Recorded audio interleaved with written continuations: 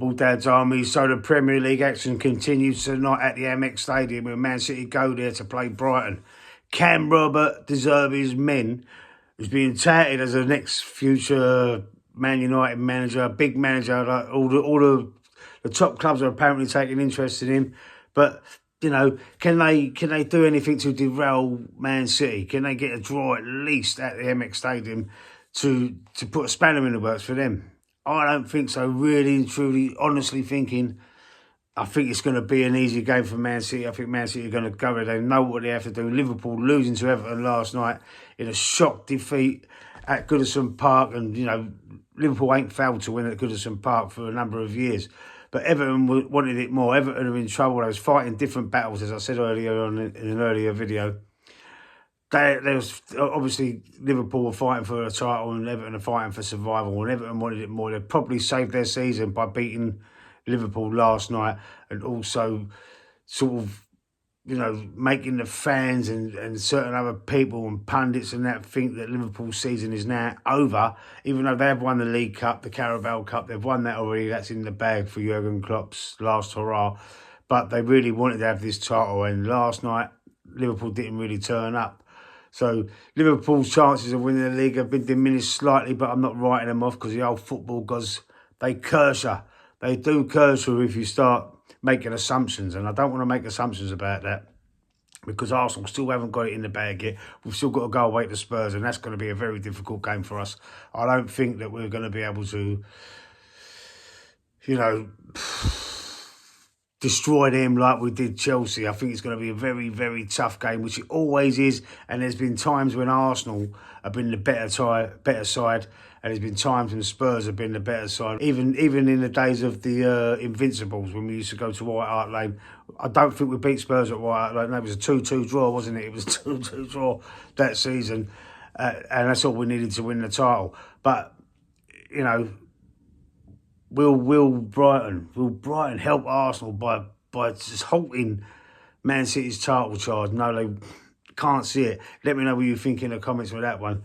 But also, I've heard on social media, you know, I have a look around. Before I do my videos, I have a look around and see what people are talking about. And they're speaking hypothetically. So hypothetical situations. So say, for example, Brighton was to draw against Man City tonight. Take 2 points, like make Man City drop 2 points. So then it leaves Arsenal in the driving seat.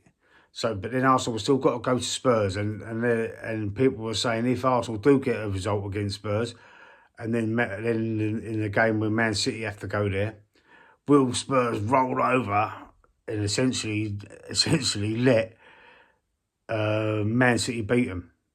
So it could still stop Arsenal in some way of claiming the title, and I think that's not, you know, that's a very unprofessional thing to say. And I'm not going to mention the person who said it because, you know, I don't want to blow anybody up. I'm not about that. I'm not about like blowing people up and pointing the finger and saying you said that, all that crap. You know what I mean? That's not me. But I have seen it out there. It is out there. Search it. You'll find it. And saying that the Spurs because of the hatred of Arsenal would roll over and let Man City beat them to stop Arsenal winning the league. And I can't see that happening. Spurs are more professional. I think they've got more pride than that as well. And certainly the manager would have the pride for that. But so that's an irrelevant topic, really. The league still has a lot more twists and turns in it. I think Liverpool are not out of it. It's going to be a tough game for Arsenal as well on Sunday against Spurs. And if we lose to Spurs, say, for example, it's wide open again. So I don't know why Liverpool fans and these mainstream media pundits are writing Liverpool off already before big games like this are played. And there's still some big games to be played, still some title deciding games to be played. And, you know, Arsenal fans, you know, they've got a bit more confidence going into this game because of that destruction of Chelsea. But they wasn't confident even after the win against Wolves, because there was a lot of fans still saying, including myself, I thought Arsenal was a little bit leggy against Wolves, and it wasn't a great performance, but we dug it out, grinded it out, and we beat them 2-0 with goals from Trossard and the main man at the moment, Martin Odegaard, and what a game he had against Chelsea as well, pulling all the strings. He was marvellous. He was unbelievable against Chelsea, Martin Odegaard. If you look at his game, and you know, you talk about goals and assists and that, but there is another term called like a pre-assist, right? I know it's a stupid comment and it's a stupid narrative, this pre-assist thing, but when you think about it, what they mean by the pre-assist is the defence splitting ball doesn't always go to the guy that scores the goal. You can play, and he done it on a number of occasions against Chelsea. You can play that defence splitting ball that splits the defence, goes out to the right or out to the left, and then the ball's crossed in by the winger, and then the goal's scored. If that defence splitting pre-assist wasn't played, then that cross wouldn't be made and a goal wouldn't be scored. So that's what they're talking about when they say about pre-assist. So, you know, and he does that a number of times, and he's done it a number of times all season. If you think back and look back at the games and the performances that he's produced, he is up there for being, you know, being our player of the season, because Declan Rice, although he's a new player this year, he's been marvellous. He's been brilliant. He's been instrumental in this title challenge that we're on there. But so has Martin Odegaard.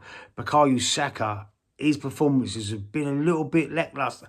I'm going to go back and say, you know, as far as the last, I'd say, 5 or 6 games, he's not really been, although we've been winning, he's not really been, you know, the guy. He's not really been the star boy that he's getting all the plaudits for. He's had his moments, don't get me wrong, but I think Martin Odegaard's been a better player than Saka this season. And on that left-hand side as well, Martinelli, I know he's had his injury issues and that, but I think Trossard has been a better player.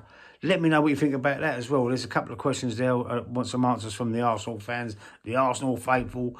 Let me know what you think about that. Let me know your score predictions for tonight's game. Do you think Brighton get a draw? I'm going for 3-1 Man City. Let me know what you think.